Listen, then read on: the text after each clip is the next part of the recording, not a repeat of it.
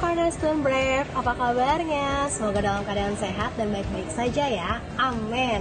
Nah, kita akan sama-sama mendengarkan beberapa liputan news ke depan untuk kegiatan Cornerstone. Check this out.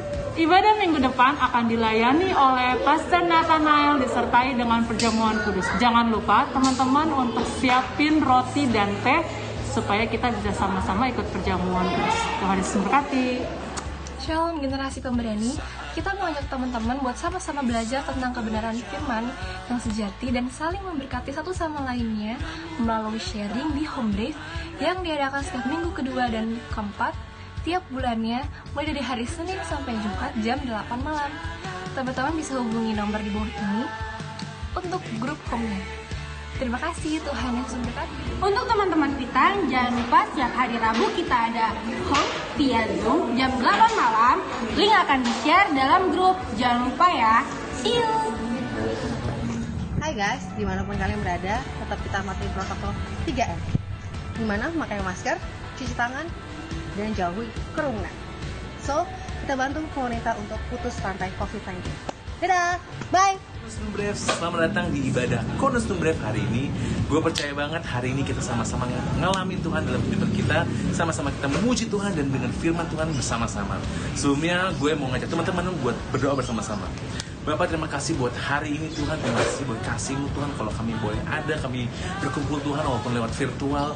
Kami sama-sama Tuhan mau beribadah Tuhan untuk Engkau Tuhan. Kami mau berikan hati kami Tuhan. Kami mau berikan pujian-pujian kami Tuhan hanya untuk Engkau.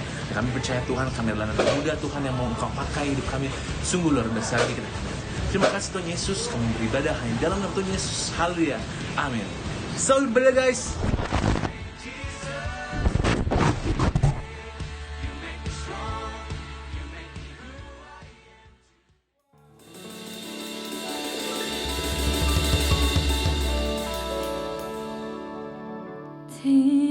Tinggikan dirimu menatasi langit, kebesaran-Mu Tuhan menatasi bumi. Tinggikan dirimu mengatasi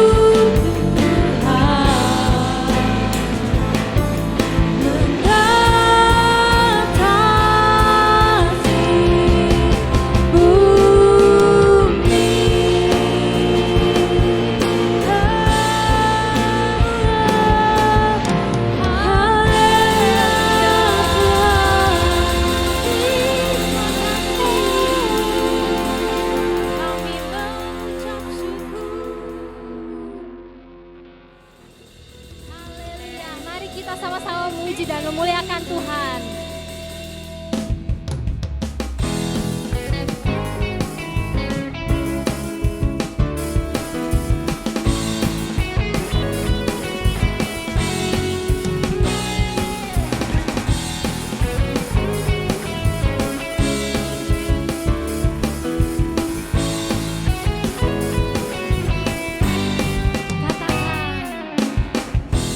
Kau Tuhan yang mulia, turun ke dunia untuk tebus segala dosa.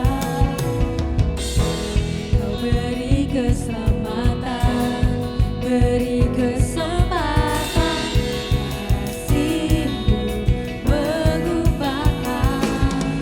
Jika ku akui semua dosaku, maka Kau adalah setia dan adil. Kau akan mengampuni dan sucikan dari segala yang jahat. Mari kita melompat bagi Dia. Tak mau ku hidup bagi dunia ini lagi. Tak ingin kompromi, tak ingin lakukan hal yang dapat dukakan hatimu. Tak mau ku hidup di luar tutur kata firman-Mu yang telah bebaskanku. Yesus, kebenaran-Mu adalah pilihanku.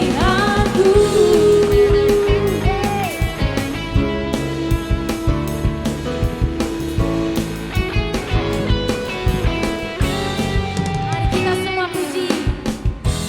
Kau Tuhan yang mulia, turun ke dunia untuk tebus segala dosa. Beri kesempatan, beri kesempatan, kasih-Mu mengubahkan. Jika ku akui semua dosaku, maka Kau adalah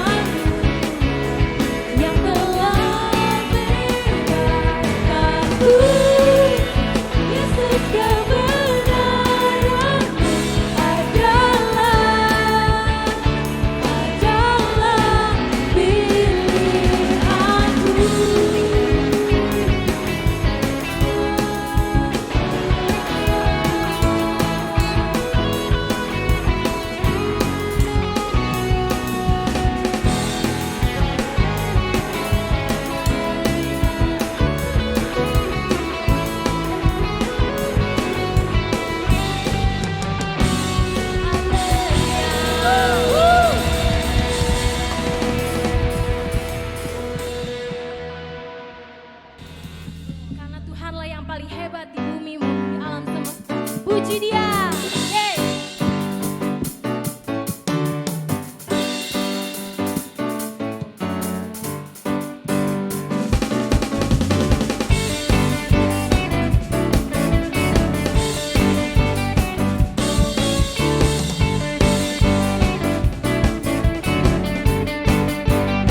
Katakan, kau yang hidup di dalamku,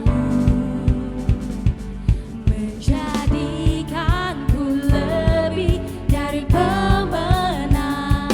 Seluruh bumi, tinggikan namamu, menyatakan kebesaran dan keagunganmu. Yesus, Tuhanku pemenang, Raja segala raja, perbuatanmu ajaib dan perkasa. Kaulah Tuhanku yang hebat, kuasa iblis dikalahkan, surga bumi bersorak.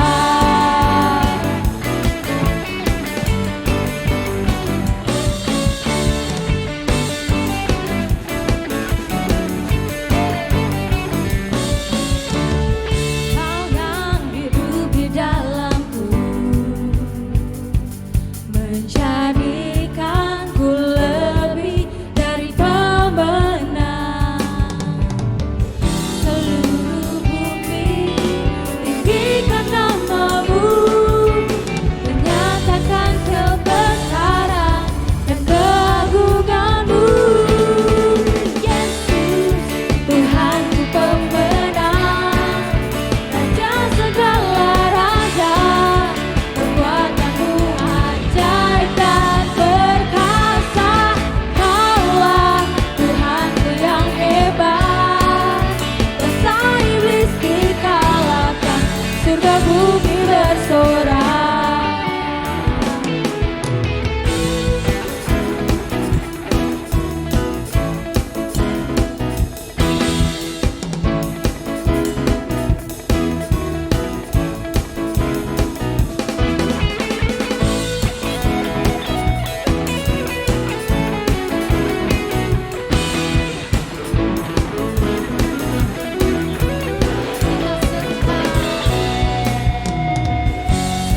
Seluruh bumi, tinggikan namamu, menyatakan kebesaran dan keagunganmu. Yesus, Tuhanku pemenang, Raja segala raja, perbuatanmu ajaib dan perkasa. Kaulah Tuhanku yang hebat, kuasa iblis dikalahkan, surga bumi bersorak.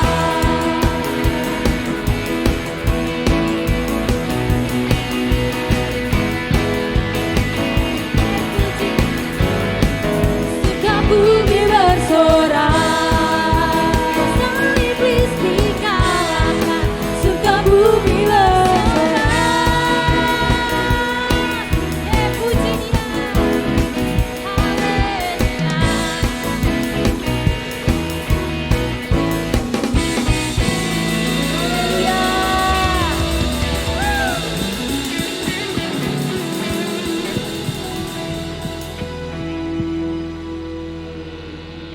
Terima kasih Tuhan Yesus yang baik.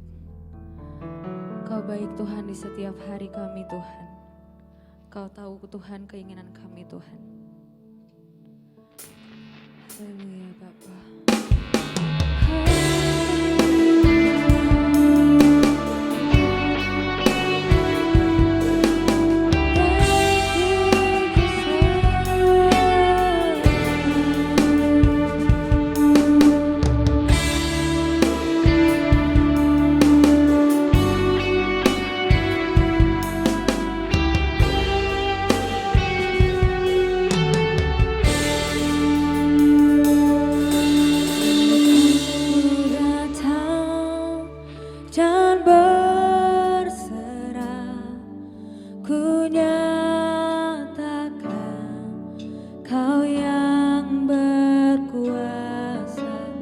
dalam gelap, Kau setia, Kau cahaya bagiku.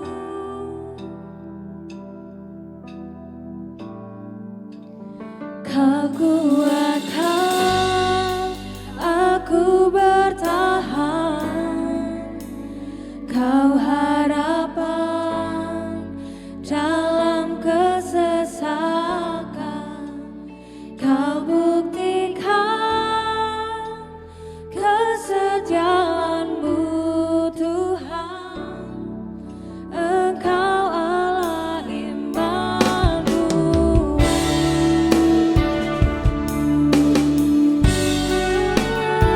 Engkau baik,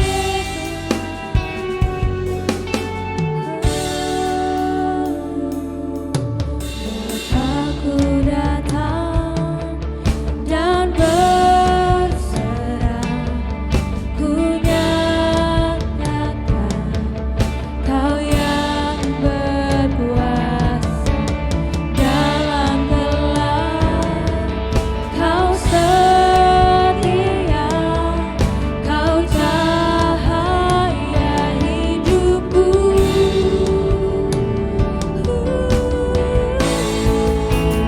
Kau kuatkan aku bertahan, Kau harapan dalam kesesakan, Kau buktikan kesetiaan-Mu Tuhan, Engkau Allah Immanuel. Kau kuatkan aku bertahan, Kau harapan dalam kesesakan, Kau buktikan kesetiaan-Mu Tuhan, Engkau Allah Immanuel.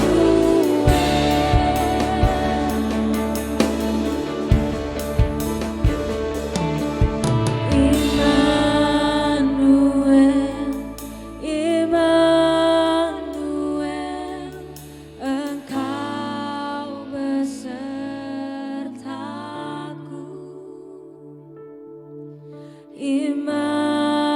Immanuel, Immanuel, Engkau Allah besertaku. Immanuel, Immanuel, Engkau besertaku. Immanuel,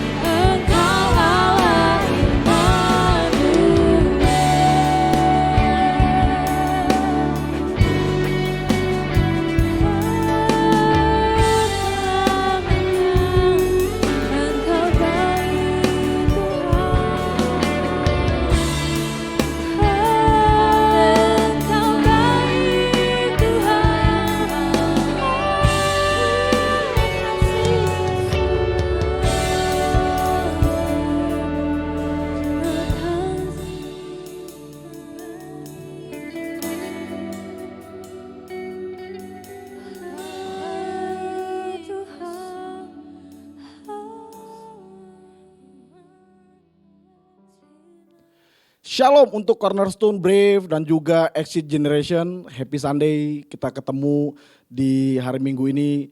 Saya percaya bahwa semua karena anugerah Tuhan. Sebelum kita masuk kepada pembahasan firman Tuhan siang ini, mari kita berdoa sejenak. Kami bersyukur Tuhan sampai hari ini kami dalam perlindungan-Mu, dalam anugerah-Mu. Kalau kami ada, kami sehat, kami masih bisa mengerjakan banyak hal. Kami percaya itu semua karena Tuhan setia dalam hidup kami. Dan siang ini kami akan belajar dari kebenaran firman-Mu. Biar Engkau wahyukan, Engkau terangi hati kami dengan firman-Mu. Sehingga waktu kami mendengar firman-Mu Tuhan, firman-Mu itu memberikan kepada kami pengertian. Dan pengertian itu mengerjakan kehendak-Mu dalam hidup kami. Terima kasih, kami akan mendengar firman-Mu. Kami buka hati kami dalam nama Tuhan Yesus Kristus. Amin. Baik, kalau bulan ini tema kita adalah membahas tentang bagaimana kasih Bapa dan kasih anak terhadap Bapa di surga dan kasih Bapa di surga terhadap anak. Dan hari ini kita akan belajar tentang characters of God's children. Bagaimana kita membangun karakter Tuhan di dalam setiap anak-anak Tuhan. Nah, saya percaya bahwa tema ini tidak sebuah kebetulan datang kepada kita. Tema ini ingin mengajar kita bahwa di situasi yang begitu sulit ini, situasi pandemi ini, justru karakter Tuhan yang terbangun dalam hidup kita lah yang akan menjadi kekuatan kita untuk melewati, untuk menyeberangi, untuk menghadapi semua situasi, semua masalah ini. Nah, itu sebabnya mari kita buka ayat firman Tuhan. Kita buka di dalam Amsal.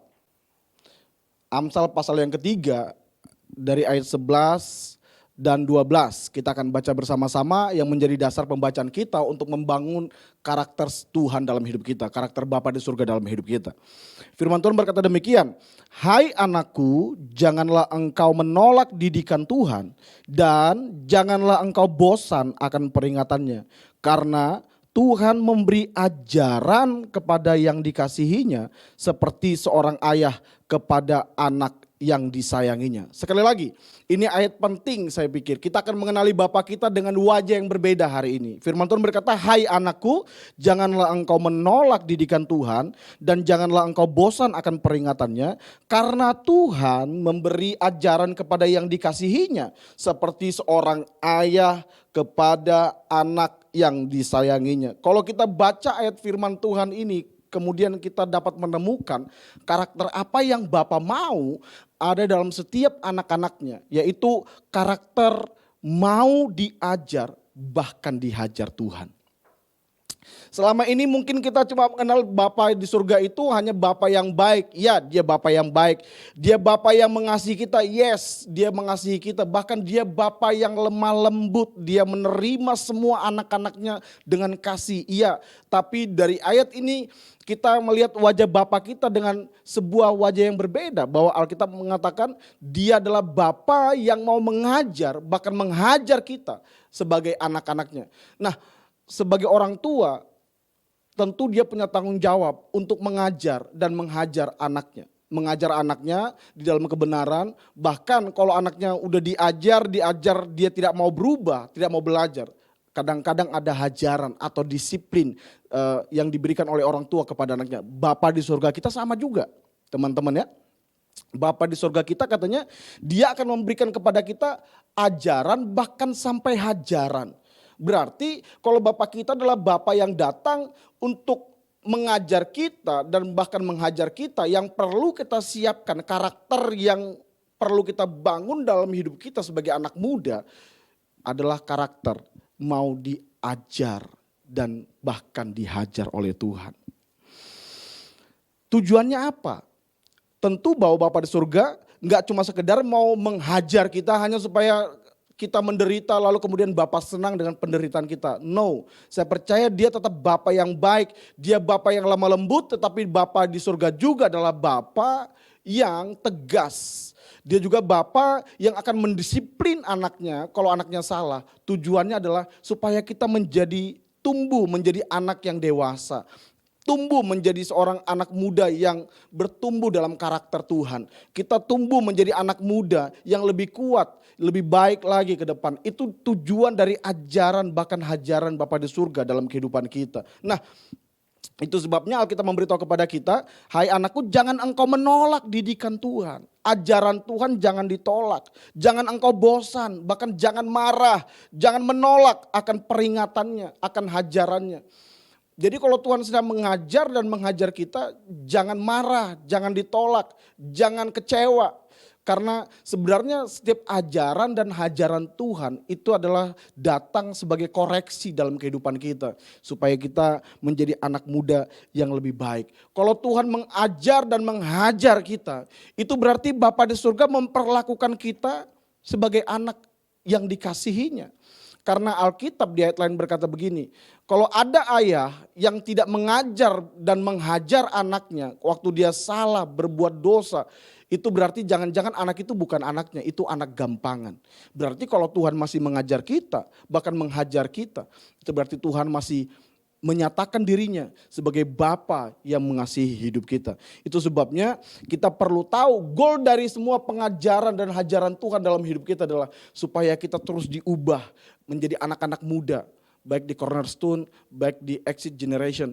Kita menjadi anak-anak muda yang terus diubah karakter kita, sifat kita, kebiasaan kita, gaya hidup kita. Terus diubah, diperbaiki menjadi lebih baik, lebih matang, lebih dewasa. Bahkan menjadi serupa dan segambar dengan anaknya yang tunggal, yang sulung dalam hidup kita yaitu Tuhan Yesus Kristus. Jadi tujuan hajaran Tuhan itu, dia mengajar kita, dia menghajar kita supaya hidup kita terus diperbaiki. Waktu kita mempunyai karakter mau diajar, mau dihajar, kita gak berontak, kita gak menolak. Saya percaya saudara akan menjadi anak-anak muda yang luar biasa. Jadi anak-anak muda yang dahsyat. Kita akan menjadi sungguh keberanian kita bukan hanya karena kita punya nekat. Kita bukan hanya karena kita punya kekuatan, tapi gini, kita menjadi generasi pemberani karena kita tahu kita ada dalam kebenaran, kita ada dalam karakter Tuhan yang Tuhan mau dalam kehidupan kita. Nah, apa ganjaran waktu kita mau diajar oleh Tuhan, waktu kita punya hati, waktu karakter mau diajar ini ada dalam hidup kita. Saya percaya bahwa ada dampak-dampak, ada efek-efek yang akan kita alami waktu kita mau diajar. Bahkan waktu Tuhan hajar kita, pasti ada dampak-dampaknya. Tuhan mengajar kita tuh pasti gini, ajaran terbaik Tuhan pasti selalu melalui kebenaran firman Tuhan. Selalu Tuhan akan datang bicara, mengajar kita melalui kebenaran firman Tuhan yang disampaikan gembala, yang disampaikan pemimpin-pemimpin kita, yang disampaikan oleh siapapun. Selama itu kebenaran firman Tuhan, terima itu sebagai pengajaran karena itu akan memperlengkapi saudara, memperlengkapi kita jadi anak muda yang lebih baik lagi. Waktu karakter ini ada dalam hidup kita, disitulah Bapak akan melihat begini bahwa ya kita memang anak-anak Bapa surgawi kita. Kalau kita udah gak mau dihajar, kita gak mau diajar oleh Bapa, jangan-jangan memang begini, kita gak pernah jadi anak Bapa surgawi kita hanya merasa saja. Selalu Tuhan datang mengajar kita dengan apa? Dengan firman Tuhan. Selalu yang terbaik dengan firman Tuhan. Makanya gini, firman Tuhan itu penuh dengan nasihat, penuh dengan didikan, penuh dengan aturan-aturan. Untuk apa? Untuk mendidik kita hidup di dalam jalan-jalan Tuhan. Sebuah ayat yang mungkin teman-teman udah tahu, kita buka di dalam 2 Timotius pasal yang ketiga. Kenapa Tuhan mengajar kita dengan firman Tuhan? Karena memang di dalam firman Tuhan itu ada apa sih? Di dalam 2 Timotius pasal yang ketiga ayat 16 berkata gini, segala tulisan yang diilhamkan Allah memang bermanfaat untuk mengajar. Nah, segala tulisan yang diilhamkan Allah ini maksudnya kan firman Tuhan. Jadi setiap firman Tuhan itu katanya bermanfaat untuk mengajar. Terus untuk menyatakan kesalahan, kalau ada kesalahan-kesalahan nanti firman Tuhan itu akan memberitahukan kepada kita. Lalu kemudian untuk memperbaiki kelakuan dan untuk mendidik orang dalam kebenaran. Makanya begini, waktu firman Tuhan datang dan kita punya hati yang terbuka, punya hati yang siap untuk diajar, saya percaya bahwa firman Tuhan yang datang itu akan mengubah kita menjadi pribadi yang lebih baik. Dari yang tadinya malas jadi mulai rajin, yang tadinya penakut mulai pemberani, mulai yang tadinya apatis, tidak punya inisiatif, sekarang jadi anak muda yang berinisiatif. Kenapa? Karena firman Tuhan datang mengajar kita. Karena firman Tuhan itu katanya bermanfaat untuk mengajar, untuk mendidik kita, menyatakan kesalahan-kesalahan kita. Kalau mungkin ada yang selama ini hidup dalam dosa, begitu ketemu firman Tuhan, mulai berkata, oh Tuhan saya salah nih, saya perlu bertobat. Lalu kemudian berubah, hidup di jalan yang benar. Selalu begitu. Selalu sebelum Tuhan menghajar anaknya, sebelum orang tua menghajar anaknya, selalu orang tua itu datang didahului oleh pengajaran dulu, dikasih tahu dulu yang benar, ini jangan, ini boleh, oh ini yang harus kamu lakukan. Nah kalau kita udah diajar oleh firman Tuhan dan hidup kita gak berubah-berubah, kemudian Bapa akan datang karena kita adalah anak yang dikasihinya. Dia akan datang diikuti kemudian dengan hajaran, itu hal yang biasa. Hajaran Tuhan di sini bukan karena dia marah, bukan karena dia benci kita. Tapi hajaran Tuhan datang untuk mendisiplinkan kita. Supaya kita tahu, menyadari, oh kita salah di bagian ini. Oh saya perlu berubah di dalam hal ini. Kemudian harusnya hajaran-hajaran Tuhan. Kalau Tuhan menghajar kita banyak hal. Bisa melalui penyakit, bisa melalui hubungan-hubungan yang kita alami, situasi-situasi kita, masalah-masalah kita. Jangan-jangan semua apa yang kita alami itu adalah bentuk-bentuk disiplin Tuhan supaya kita mau berubah. Supaya kita mau diajar, supaya kita mau hidup seturut sesuai dengan kebenaran firman Tuhan. Jadi hari ini biar setiap saudara yang dengar firman ini coba cek apakah teman-teman punya hati yang mau diajar oleh Tuhan. Karena karakter inilah yang Tuhan mau. Kalau saudara punya karakter ini dahsyat banget. Alkitab mencatat kalau kita hidup dengan karakter Tuhan ini mau diajar bahkan mau bersedia dihajar oleh Tuhan. Kita kembali kepada tadi Amsal yang kita baca. Itu keren banget saudara ya. Karena kalau saudara baca Amsal pasal 3 ini di dalam terjemahan bahasa Indonesia sehari-hari itu perikopnya itu jelas. Perikopnya adalah nasihat untuk orang muda. Berarti kalau saudara orang muda dan saudara terima nasihat ini, terima pengajaran ini akan jadi bagian saudara. Saudara nanti cek judul perikop dari pasal ini memang untuk orang-orang muda. Nah, apa yang terjadi kalau kita punya hati, punya karakter yang mau diajar oleh Bapa kita. Ayat yang ke-13 dia berkata begini, berbahagialah orang yang mendapat hikmat, orang yang memperoleh kepandaian, karena keuntungannya melebihi keuntungan perak dan hasilnya melebihi emas. Kalau kita mau diajar, Alkitab beritahu kepada kita akan menjadi orang yang berbahagia. Kenapa? Karena kita akan hidup dengan hikmat Tuhan. Hikmat Tuhan itu gak bisa saudara dapatkan dari kuliah manapun, dari sekolah manapun. Hikmat itu cuma datang dari Tuhan. Kapan datangnya dari Tuhan? Waktu kita mau diajar Tuhan. Waktu kita mau didisiplinkan Tuhan. Kita mau terus belajar, melekat kepada Tuhan. Dia akan memberikan kepada kita hikmat. Hikmat itu apa? Hikmat itu akurasi sorgawi yang akan menolong kita membuat keputusan-keputusan dan tindakan-tindakan yang tepat di situasi-situasi kita. Berarti kalau kita punya hikmat Tuhan, tidak ada masalah yang akan tidak bisa kita lewati. Tidak ada masalah tanpa jawaban. Semua ada solusinya. Kenapa? Karena ada hikmat Tuhan. Makanya ayat 13 dia berkata, berbahagialah orang yang mendapat hikmat. Kenapa dia dapat hikmat? Karena dia mau diajar. Dia mau belajar dari bapaknya. Nah waktu kita belajar dari bapak kita, mau diajar oleh bapak kita. Ada hikmat yang Tuhan kasih. Hikmat ini kata Alkitab, dia melebihi kepandaian. Itu melebihi keuntungan emas, perak, bahkan melebihi keuntungan permata sekalipun. Mungkin orang dunia berkata gini, kalau saudara punya perak, emas, permata, saudara berbahagia. Oh ada yang lebih dari itu, yaitu hikmat Tuhan. Dan saudara hanya dapat hikmat ini kalau saudara mau punya hati, punya karakter, membangun karakter, mau diajar oleh Tuhan. Bahkan bukan cuma itu katanya, ada umur panjang, bahkan diberikan kekayaan, kehormatan dalam hidup kita. Kau jadi orang-orang muda, tapi orang-orang muda yang penuh dengan kehormatan. Engkau terhormat. Itu sebabnya Alkitab berkata gini, jangan seorang pun menganggap engkau rendah karena engkau muda, tapi jadilah teladan dalam segala lakumu. Saya percaya gak mungkin kita bisa jadi teladan kalau kita gak pernah mau diajar, dididik oleh Bapa di surgawi kita. Kalau saudara mau, ini akan menjadi bagian saudara. Ada hikmat Tuhan. Saudara mungkin hari ini melihat keadaan saudara dan berkata, saya belum sukses kak, saya belum berhasil dalam banyak hal. Percayalah itu akan tinggal tunggu waktu aja. tinggal tunggu jadwal aja. Kalau kau punya hikmat Tuhan. Karena begini, filosofi orang dunia bahwa keberhasilan, kesuksesan itu karena kerja keras. Alkitab beritahu kepada kita, justru kalau kita hanya bekerja keras tanpa hikmat, itu hanya buang tenaga. Alkitab mencatat bahwa gini, keberhasilan kita ditentukan oleh bekerja dengan hikmat.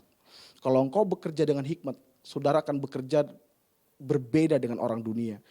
Bekerja keras boleh dibangun, yes boleh aja. Tapi gini, jangan pernah bekerja keras tanpa hikmat. Saudara hanya akan buang tenaga. Itu sama seperti orang pergi untuk menebang kayu, lalu kemudian kapaknya udah tumpul, dia menggunakan kekuatan yang lebih besar. Dia pikir dia udah bekerja keras hanya untuk menebang sepotong kayu. Tapi kalau orang yang bekerja dengan hikmat, dia akan asah kapaknya. Dia mungkin 1 hari, kalau tadi orang yang bekerja keras ini hanya memotong 1 kayu, tapi orang yang bekerja dengan hikmat, dia bisa memotong 10, 20, 30 dengan kapak yang tajam. Kenapa? Karena ada hikmat Tuhan. Berarti kalau kita punya hikmat Tuhan, ada jaminan keberhasilan dalam hidup kita. Bahkan Alkitab beritahu ada kekayaan, ada kehormatan. Bahkan jalannya adalah jalan penuh bahagia, segala jalannya sejahtera semata-mata. Haleluya, dahsyat. Makanya gini, saudara, dari waktu saudara muda, mari bangun karakter ini. Mau diajar, mau dihajar Tuhan. Kalau sekalipun mungkin Tuhan hajar kita dengan masalah, jangan anggap itu sebagai, wah Tuhan marah, Tuhan gak suka saya. Justru setiap hajaran yang Tuhan izinkan datang dalam hidup kita, itu adalah salah satu bentuk kasih sayang Tuhan. Karena dia mengasihi kita sebagai anak. Ini yang seringkali anak muda salah memahami. Orang dunia berkata bahwa kalau kamu mengasihi aku, kamu harus terima apa adanya. Kasih itu berarti wah gak boleh marah. Itu kasih dunia. Alkitab berkata gini, kasih itu kadang-kadang datang dengan wajah teguran. Mau gak saudara ditegur? Kalau saudara udah gak mau ditegur, jangan-jangan memang gini, saudara gak punya karakter mau diajar Tuhan. Kalau saudara udah gak mau ditegur lagi, itu berarti waktu saudara itu daerah yang danger buat kita. Karena kita pasti akan terjerumus dengan pemikiran-pemikiran kita. Alkitab beritahu kepada kita bahwa begini, usirlah kebodohan dari anak muda dengan apa? Dengan didikan. Makanya firman Tuhan datang kepada kita siang ini. Hai anakku, jangan engkau menolak didikan Tuhan. Dan janganlah engkau bosan akan peringatannya. Karena itu akan memberikan kita hati yang mau diajar. Dan hati yang mau diajar ini akan memberikan kepada kita hikmat Tuhan. Dan hikmat Tuhan itulah yang akan menolong kita untuk melintasi masa depan yang gilang gemilang.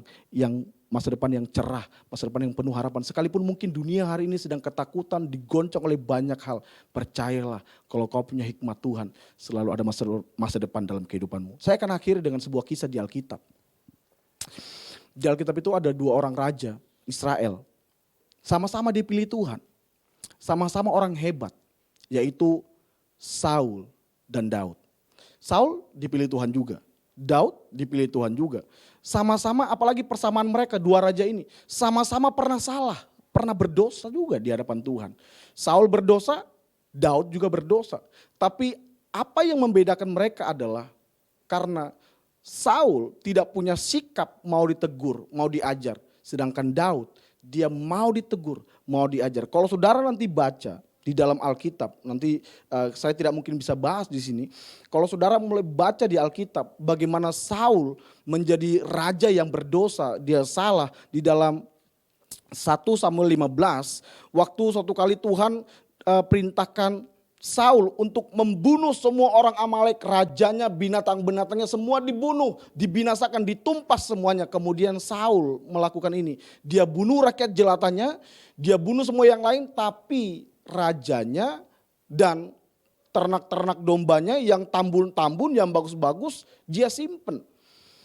Dia ambil untuk keuntungan pribadinya. Nah, waktu Tuhan menegur Saul lewat Nabi Samuel, Saul ngeles, cari alasan, tidak mau mengaku salah, tidak mau langsung bertobat, tidak mau berkata, oh iya Tuhan saya salah, terima kasih buat teguran Tuhan. Dia malah ngeles, dia coba untuk pencitraan, dia coba untuk cari alasan. Sampai kemudian akhirnya begini, Saul ditolak menjadi seorang raja. Kenapa? Karena dia tidak mau ditegur, tidak mau diajar, tidak mau dididik, tidak mau dikoreksi oleh Tuhan. Dan kalau saudara baca nanti endingnya, hidupnya Saul itu endingnya tragis. Matinya dia tragis banget. Dia mati nyangkut di antara pohon, saudara ya.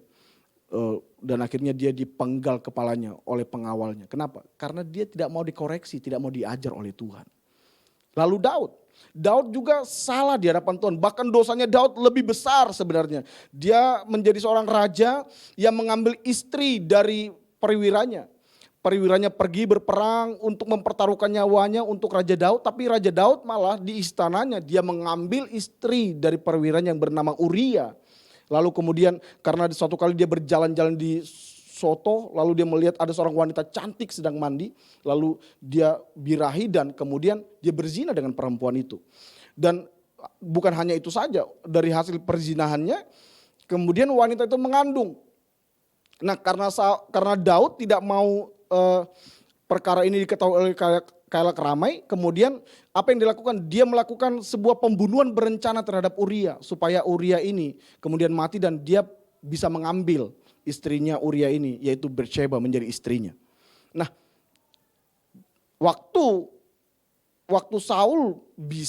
Daud bisa mungkin mengelabui semua orang, tapi dia nggak bisa mengelabui Tuhan. Itu sebabnya waktu Tuhan tahu dosa besar ini, Tuhan datang dengan seorang nabi yang bernama Nabi Nathan untuk menegur Daud dengan sebuah perumpamaan. Teman-teman nanti bisa baca itu cerita itu sangat cerita yang bagus sekali. Saudara bisa baca itu dalam 2 Samuel pasal 12, itu ceritanya di situ. Atau 2 Samuel 11 itu kisahnya di situ. Tapi kemudian gini, Tuhan datang menegur dosa Daud. Daud nggak marah. Daud begitu Nathan berkata, kamu orangnya Daud, kamulah orang pendosa itu. Daud langsung hancur hatinya, dia berkata saya sudah berdosa di hadapan Tuhan. Dan kemudian gini, bukan cuma diajar, bukan cuma ditegur oleh Tuhan, tapi gini, dia dihajar oleh Tuhan. Apa hajaran Tuhan kepada Daud? Anak yang dikandung oleh perempuan itu, hasil hubungan gelapnya mereka, itu mati pada akhirnya. Apakah Daud kecewa, marah sama Tuhan? Enggak. Dia tetap menerima itu sebagai didikan dari Tuhan. Dan endingnya adalah Daud sekalipun dia pernah salah, dia berdosa, bahkan dosa yang paling parah sekalipun. Daud di akhir hidupnya, bahkan di sepanjang Alkitab kita baca gini, Daud itu menjadi raja teladan, jadi raja contoh, menjadi raja panutan. Setiap kali ada raja-raja setelah Daud yang memerintah di Israel, selalu Tuhan berkata gini, kalau dia benar, kamu seperti hambaku Daud yang berkenan di hadapanku. Kalau dia salah, kamu tidak hidup seperti Daud, hambaku yang berkenan itu. Daud jadi raja contoh. Padahal dia pernah salah enggak? Pernah salah. Kenapa Tuhan tetap memperhatikan Daud, memberikan kasih karunia kepada Daud, anugerah kepada Daud? Karena Daud begini, dia punya hati yang mau diajar. Waktu dia ditegur, dia enggak marah, dia enggak kecewa, dia enggak tinggalkan Tuhan. Berapa banyak anak-anak muda hari ini hancur karena begini, tidak mau ditegur. Tidak mau dinasehati, tidak mau terima didikan. Padahal gini, didikan itu akan menjadikan kita jadi anak-anak muda yang luar biasa. Waktu saudara punya karakter yang mau diajar oleh Tuhan. Saya percaya gini, sekalipun mungkin situasimu hari ini gak memungkinkan untuk menjadi sukses. Saya percaya bahwa hikmat Tuhan akan membawamu naik. Hikmat Tuhan akan membuatmu menjadi orang yang berhasil. Hikmat Tuhan itu akan membawamu kepada puncak-puncak kehidupan. Karena itu janji Tuhan. Dia akan memberikan kehormatan, kekayaan. Bahkan hikmat yang Tuhan berikan karena kita mau diajar. Itu melebihi perak, emas, dan permata. Berarti siang ini poin intinya adalah gini. Mau gak kita menjadi anak muda yang mau diajar oleh Tuhan? Karakter mau diajar. Karakter mau diajar ini membuktikan bahwa gini, saudara adalah anak-anak muda yang mau rendah hati. Yang masih berkata, saya masih perlu berubah. Saya masih perlu banyak belajar. Untuk kemudian hidupku bisa berguna. Hidupku bisa jadi berkat bagi banyak orang. Makanya semua kita bisa jatuh dalam dosa. Semua kita bisa berbuat kesalahan. Semua kita bisa melakukan hal-hal yang bodoh. Ya di masa muda kita. Tetapi gini, selama kita mau ditegur, mau diajar. Maka selama itu pula ada tangan Tuhan yang kuat, kasih karunia Tuhan yang akan mengangkat kita. Yang Alkitab berkata gini, kamu akan tetap naik dan tidak turun. Kamu akan jadi kepala dan bukan ekor. Mari hari ini bangun karakter ini. Karakter mau diajar, bahkan mau dihajar oleh Tuhan. Karena kalau kita punya ini, saudara punya modal untuk melihat masa depan yang gilang gemilang. Tuhan memberkati saudara. God bless you. Mari kita berdoa untuk firman yang kita dengar. Bapa, terima kasih buat firman-Mu yang datang kepada kami. Sekali lagi Tuhan, biar semua Cornerstone Brave yang mendengar ini, dan juga Exit Generation yang mendengar firman ini Tuhan. Mereka mau untuk diubah Tuhan, dijamah Tuhan hatinya menjadi anak-anak muda yang rendah hati, mau diajar, karakter mau diajar, bahkan mau dihajar oleh Tuhan, dianggap menjadi sebuah didikan sebagai kasih sayang Tuhan. Sebab kami tahu Kau Bapa yang baik buat kami tetap dikasihi, kami tetap berharga di mata-Mu. Engkau sudah mati, Yesus mati menebus dosa kami karena kami berharga. Itu sebabnya Tuhan tolong kami supaya kami jadi anak-anak muda yang rendah hati, punya karakter ini. Mau diajar dan dihajar oleh Tuhan. Terima kasih, aku menyerahkan semua anak-anak muda ini dalam tangan-Mu. Engkau memberkati mereka, menolong mereka. Apapun situasi mereka hari-hari ini Bapa, aku berdoa lepaskan kekuatan, anugerah Tuhan. Untuk mereka dapat melihat kemuliaan, jalan keluar. Bahkan mereka dapat melihat mujizat Tuhan dinyatakan dalam setiap perjalanan hidup mereka. Apapun situasi mereka, Tuhan kami tetap dahsyat. Apapun keadaan mereka, Engkau selalu punya cara untuk menolong dan memberkati kami semua. Terima kasih. Sekali lagi Tuhan, aku berdoa untuk para pemimpin, anak-anak muda ini, berkati mereka dengan hikmat, berkati mereka dengan hati yang mau melayani. Supaya melalui pelayanan ini Tuhan, ada banyak generasi muda dijangkau, dilawat, dibawa kepada Kristus Yesus. Terima kasih, bagi segala pujian, hormat, kemuliaan kekal selamanya. Dalam nama Yesus kami berdoa bersyukur. Amin. God bless you. Shalom teman-teman generasi pemberani dan teman-teman Exit dimanapun teman-teman berada sore hari ini. Saya percaya firman Tuhan yang disampaikan sore hari ini memberkati setiap kehidupan kita, menegur, mengingatkan, bahkan mendorong kita untuk kita terus membangun hubungan dengan Bapa kita di sorga. Nah kalau teman-teman diberkati lewat firman Tuhan hari ini, mari hari ini Tuhan memberikan kesempatan kepada kita untuk menabur untuk pekerjaan Tuhan di gereja ini. Teman-teman bisa transfer dan melakukan penaburan lewat nomor rekening yang ada di layar teman-teman semuanya. Dan sebelumnya saya secara pribadi mengucapkan selamat datang buat teman-teman Exit yang tergabung dengan kita generasi pemberani, MCC Sleepy dan MCC Kuitang bergabung di dalam youth. Kita ibadah sama-sama dan mari kita terus berkolaborasi, kita terus memuliakan nama Tuhan sama-sama dan kita bisa melayani Tuhan sama-sama. Amin. Nah mari kita berdoa bersama-sama, kita akan mengakhiri ibadah kita, mari kita siapkan hati kita untuk kita berdoa. Bapak kami bersyukur buat sore hari ini, terima kasih buat berkat firman Tuhan yang Tuhan telah sampaikan lewat hamba-Mu Kak Herbert. Tuhan biarlah hamba-Mu Engkau berkati setiap pelayanannya, setiap kehidupan keluarganya, setiap apapun yang dikerjakan hamba-Mu boleh diberkati Tuhan secara luar biasa, Engkau pakai secara dahsyat menjadi berkat bagi banyak orang. Sore hari ini juga kami memberkati buat setiap penaburan persembahan yang telah diberikan anak-anak-Mu. Biarlah setiap pemberian yang ada Tuhan, penaburan yang ada Tuhan memberkati. Tuhan memberkati setiap anak-anak-Mu yang menabur, setiap pekerjaan tangan mereka, studi mereka, bahkan setiap pekerjaan mereka Tuhan terus lipat kali gandakan. Terima kasih Bapa. Kami bersyukur buat sore hari ini bila kami telah selesai beribadah. Tak lupa kami mau membawa bangsa dan negara kami Bapa ke tangan kuasa-Mu. Kami tahu keadaan bangsa kami mungkin kelihatannya tidak semakin bagus, tetapi satu hal yang kami percaya Tuhan, bangsa dan negara kami ada di tangan Tuhan. Tuhan yang berdaulat penuh buat bangsa dan negara kami, berkati pemimpin kami Pak Jokowi dan seluruh jajaran menteri dan juga wakil presiden yang ada. Tuhan memberikan hikmat, kemampuan, setiap keputusan-keputusan yang diambil itu semuanya seizin dan sesuai dengan rancangan Tuhan. Terima kasih, kami juga mau memberkati gereja kami MCC, kami memberkati setiap para pemimpin kami Tuhan. Kami memberkati Pak Nathanael, kami memberkati Pak Devi, kami memberkati Pak Elia, kami memberkati Pak Franklin, kami memberkati Pak Anta, kami memberkati Pak Gideon Makarawung, kami memberkati juga Pak Herbert di dalam nama Yesus. Biarlah para pemimpin kami di setiap wilayah dari MCC, boleh Engkau pakai secara dahsyat dan luar biasa, memimpin setiap kami, memberikan teladan kepada setiap kami. Dan biarlah visi Tuhan itu terus ada dalam setiap kehidupan mereka. Dan kami boleh menjadi berkat dimanapun kami berada, gereja MCC Tuhan. Terima kasih, kami telah selesai beribadah sore hari ini. Biarlah setiap anak-anak Tuhan, mari angkat kedua belah tanganmu dan terimalah berkat yang terbaik daripada Tuhan. Tuhan memberkati engkau dan melindungi engkau. Tuhan menghadapkan wajahnya kepadamu dan memberi kau kasih karunia. Tuhan menyertai engkau dengan wajahnya dan memberi kau damai sejahtera. Tuhan memberkati setiap pekerjaan tanganmu. Tuhan memberkati setiap apapun yang kau lakukan dan kau kerjakan. Studimu diberkati, pekerjaanmu diberkati, setiap langkahmu Tuhan memberkati dengan masa depan yang penuh dengan harapan. Terima kasih Bapak, terima kasih. Berkat yang terbaik daripada Tuhan Yesus Kristus, persekutuan yang indah oleh Roh Kudus, dan penyertaan yang sempurna oleh Bapa kita di sorga menyertai kita hari ini sampai selama-lamanya. Di dalam nama Yesus.